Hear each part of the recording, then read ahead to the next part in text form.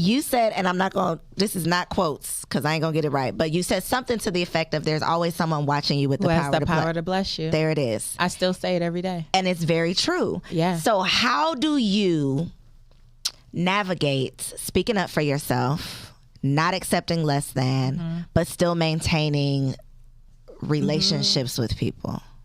You know, because I'm clear and I'm calm and I speak with like clarity and conviction. I need to slow it down a little bit. Yeah, I'm calm, right? So I don't respond when I'm initially, right? Because the first response is like, oh, no, they didn't, right? I'm still from South Central Los Angeles. So like the first response is like, oh. And then I have to remember, right? This is a teachable moment for them. If you don't come correct, you're going to blow it. Because they'll stay away from us for some time. So I use it as like I said, hey, so-and-so, I'm so like honored that you wanted me to participate, but I have to be honest with you, right? And I think it's just in our delivery. Even when you gather people, leave them with their dignity. Like you can gather people and still like, you probably didn't even think about this. It probably didn't even occur to you. You probably weren't aware, but I want to bring this to your attention.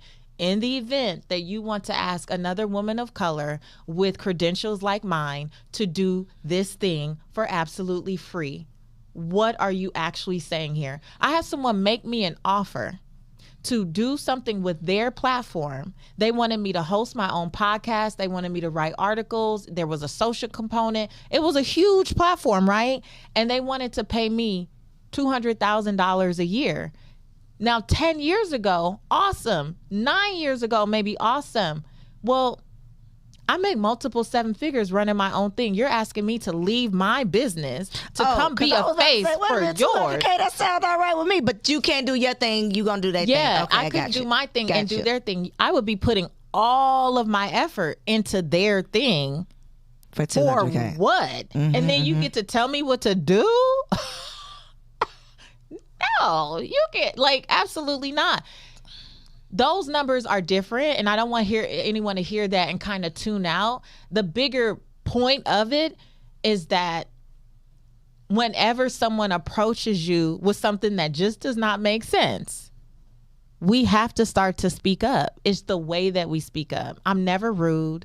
You know, I don't cuss people out. I don't talk to them crazy, but I'm going to let you know that that doesn't work for me. But see, can we take this all the way back to starting with my honey conversation? This is who I have evolved into. And this Patrice 2.0, baby. This 4.0, because I'm over 40, right? So the more clear I have become and the more I am able to articulate that, I'm clear. So either you have the capacity to honor what I'm saying or you don't. And that's whether it's professionally or personally. Literally, I'm clear. It's something about waking up and being 40 and being like, you know what? I don't need none of y'all. I'm really not about to do that anymore. That over 40 is a whole new energy. I've heard that. Ooh. I'm not like racing to get there or anything, but I've heard that. Like when you 40, baby, you can't tell me nothing. Like hello, I've arrived.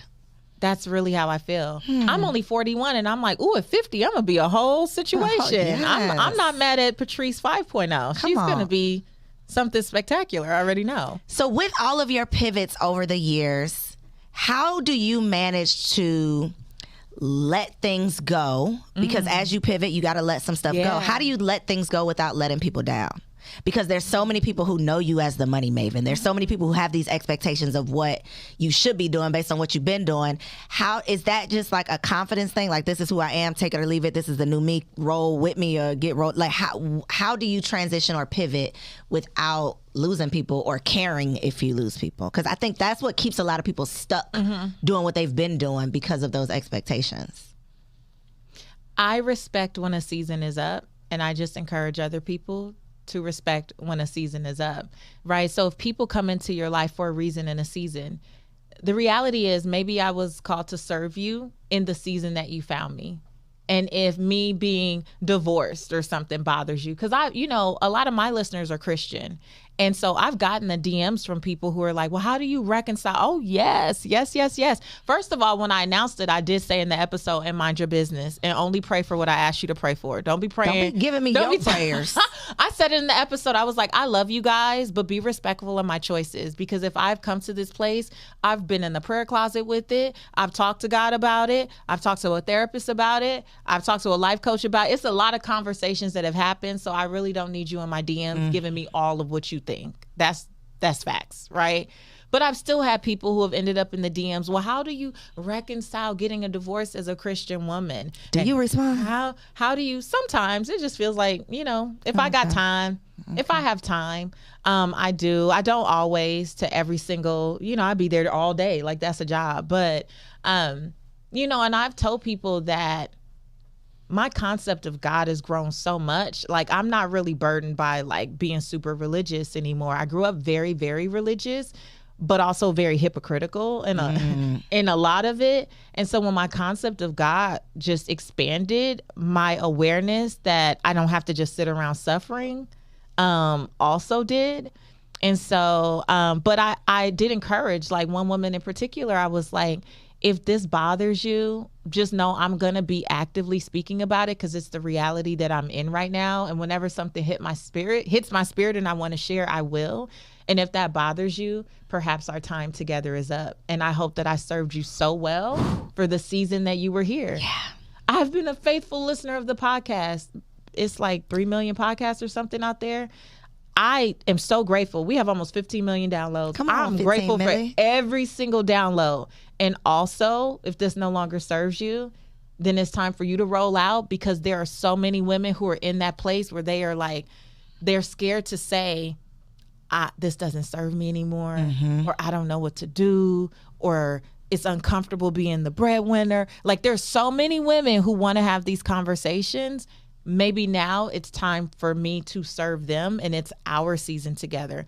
And when something else changes, there will be, it's 8 billion people out here. Find somebody else, sis. It's okay, and it's not a bad thing. Listen and download. But it's not a bad thing. I literally just respect when a season is up. So the people don't ever make you mad, like in the comments and all the DMs and stuff. They don't make you mad. They do. Yeah, I had someone the other day comment, and I was telling the story about.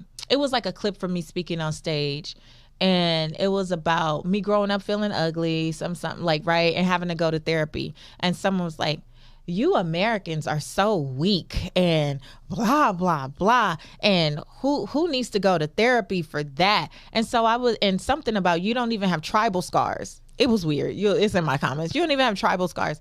And I said, I think it's so sad that you would believe that the only abuse that matters is physical abuse. I'm like, abuse is present in so many ways, and the reason that Black people suffer is because we're not free to just talk about our experiences. I'm not saying that everyone needs to go to therapy. I mean, even though I think everyone needs to go to therapy, but